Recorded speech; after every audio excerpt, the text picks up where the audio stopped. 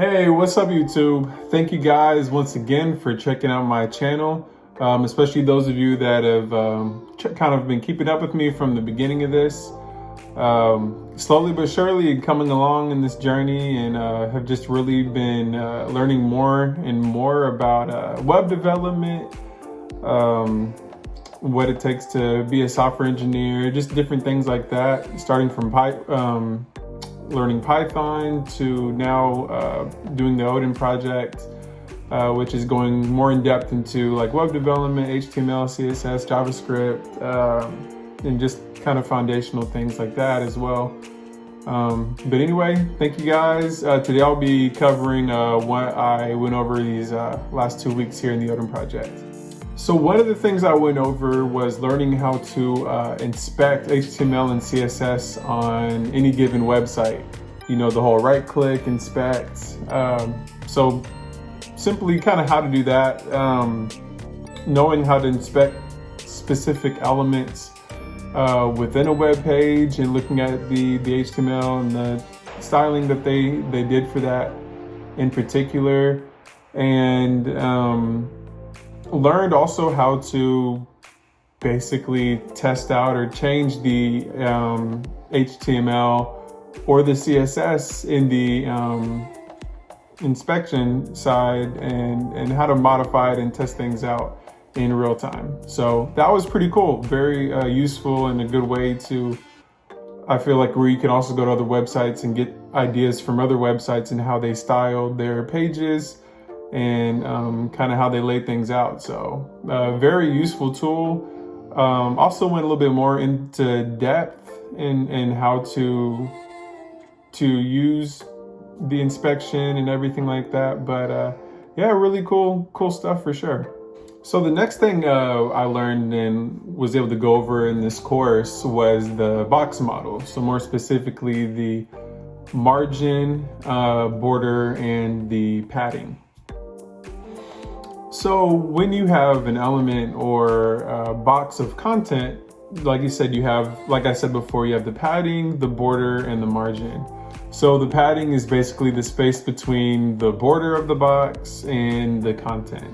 So you can manipulate how much space that is in CSS using padding. You can modify the padding with CSS.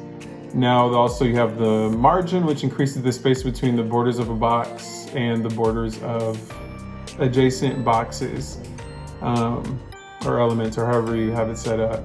And then the border is just the space between the margin and the padding. And all this using CSS, you can modify the size and position of the box or the content, pretty much. So the last section that I went over here recently was block and inline. So basically, the difference between a block element and an inline element. A block element appears on the page. They kind of stack on top of each other. They have their own individual line pretty much. An inline element, they don't start a new line. They're kind of in line with the rest of the element or content that's there pretty much.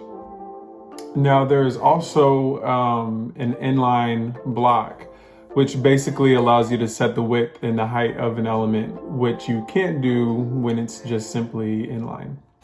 And then finally, one of the other things that I kind of learned was some of what elements are block elements and what elements are inline elements. Such as block elements would be like div or p for paragraph. One's like similar to that, and then spans would be included in the inline. Would be an inline element. And also like if you're trying to put a link or something like that in your HTML. All right, guys, so the next section that I'll be going over here in these next 2 weeks will be learning about the Flexbox. So I don't even know what that is yet, so I'll find out and tell you guys more about it during my next video. But I just want to thank you all again for checking out my video. Please, guys, feel free to leave any comments, positive, constructive criticism, or any extra information that would be helpful to know for me just along this journey. Again, for those of y'all that have stuck out this whole video, I appreciate that. For those of you that haven't subscribed yet, please feel free to subscribe just to kind of get updated on my journey as I kind of go through it.